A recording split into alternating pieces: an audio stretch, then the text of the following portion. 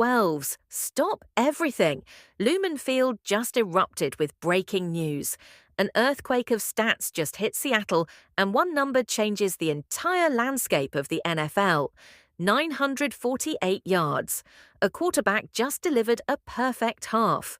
A superstar receiver silenced a rival who didn't even know his name. And a fire sale in Miami just put an $84 million bombshell on John Schneider's desk.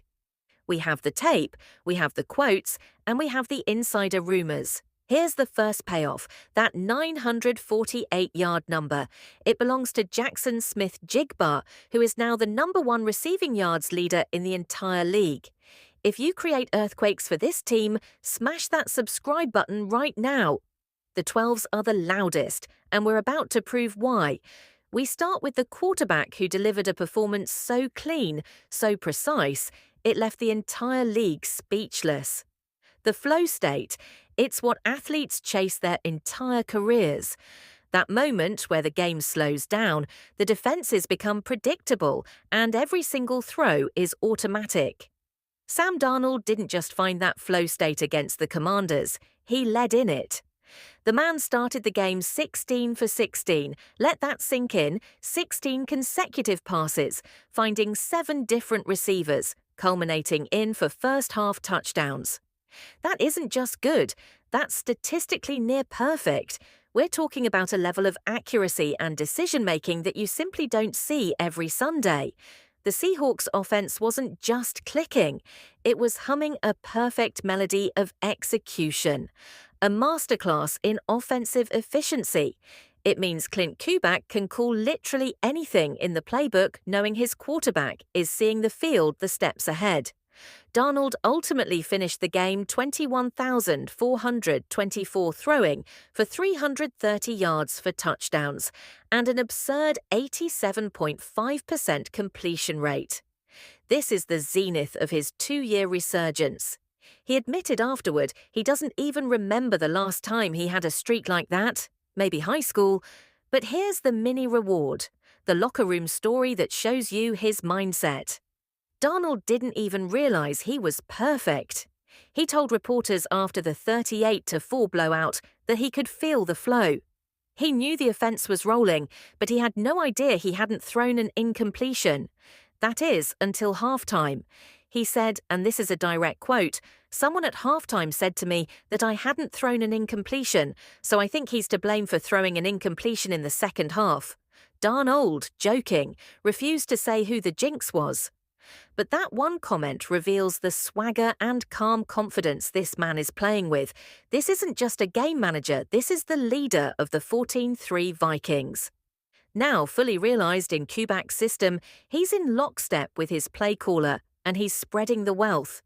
He specifically shouted out the practice squad guys, Cody White, Torrey Horton, and Ricky White, 3, saying they proved why they're in the NFL. That's leadership. That's building a culture where everyone eats. This performance wasn't just a win, it was a statement to the NFC. Are you officially sold on the Sam Darnold resurgence as the long-term answer in Seattle? Drop your yes or nitrogen monoxide in the comments. But as perfect as Darnold was, his #1 receiver was busy handling business of his own, sparked by the ultimate sign of disrespect. This is what happens when bulletin board material goes nuclear. This is what happens when you poke the bear. Before the game, Washington Commander defensive tackle Darren Payne, a multi-time Pro Bowler, was asked by reporters what he thought about Jackson Smith-Jigba. Payne's response, a dismissive, "Who's that?" The comment immediately went viral. For a player on pace to lead the league in receiving, this wasn't just an oversight, it was a blatant sign of disrespect. Payne tried to clean it up, saying he only focuses on the O-line and D-line, not receivers. But the damage was done. The disrespect was logged. You don't ask who about the most dangerous man on the field. JSN clearly heard the noise.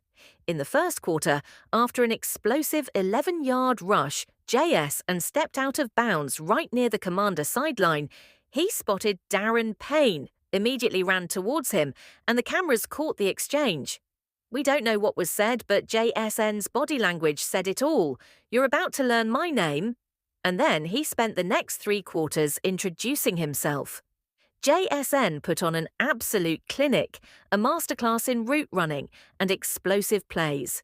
He finished with 8 receptions for 129 yards. Add in that 11-yard rush, and JSN personally accounted for 140 yards of total offense against the team whose star defender didn't even know his name. But here's the real payment, the historical context. According to Michael Hannick at SI, JSN just became the first Seahawk in franchise history to record for consecutive games with over 100 receiving yards. And we're not done with that performance. JSN now leads the entire NFL in receiving yards. He sits at 948 yards. The next closest, who is 117 yards behind him. JSN is separating himself from the pack on his way to an Offensive Player of the Year campaign. Sadly, the game was overshadowed by a gruesome injury to Commanders quarterback Jaden Daniels, who suffered a dislocated left elbow. NFL Network's Ian Rapoport confirmed it was a dislocated elbow, but thankfully X-rays were negative for a fracture.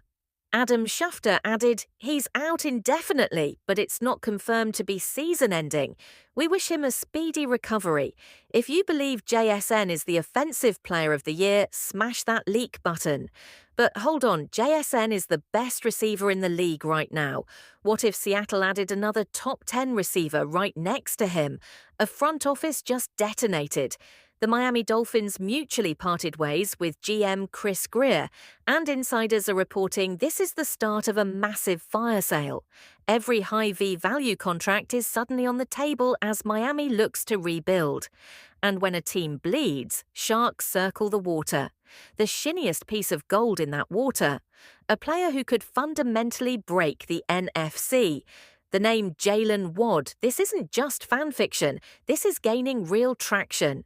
ESPN's Bill Barnwell recently suggested the Seahawks are buyers at the deadline and specifically need wide receiver help. Why? Because Cooper Kupp simply isn't producing. Kupp has only 20 for targets on the season, and the offense is becoming dangerously reliant on JSN. This isn't just a luxury, it's becoming a need. Now, imagine defense is trying to double JSN and bracket Jalen Wadd. It's impossible. It's a pick-your-poison scenario that would give defensive coordinators nightmares. Waddle, even in a struggling Dolphins offense that just lost its top wideout, already has 46 catches for 586 yards and for scores. He's an explosive, proven playmaker. But there are massive, glaring problems. First, the contract. Waddle is on an $84.75 million deal.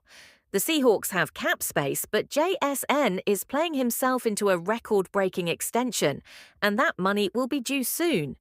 Can Seattle afford to have to 100 million-plus receivers on the same roster? Committing that much cash to the players at one position is how you end up in cavil. The second problem is the trade cost. This is a rumor, but the suggested starting price is Reek Woolen and a third-round pick. That is a massive, massive gamble.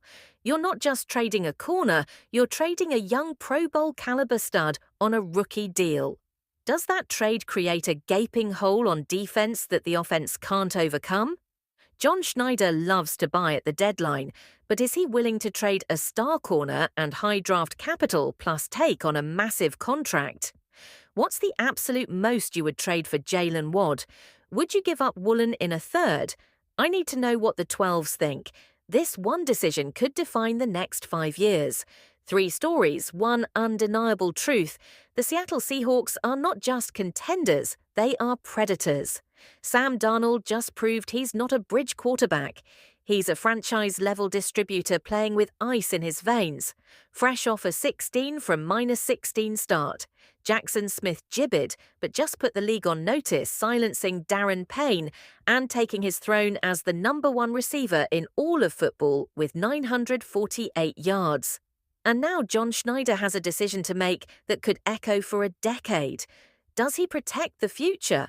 Or does he pull the trigger on the Jalen Wild trade, creating an offensive duo so toxic, so explosive that the 49ers, Lions, and Eagles would have nightmares trying to stop it? This is the moment.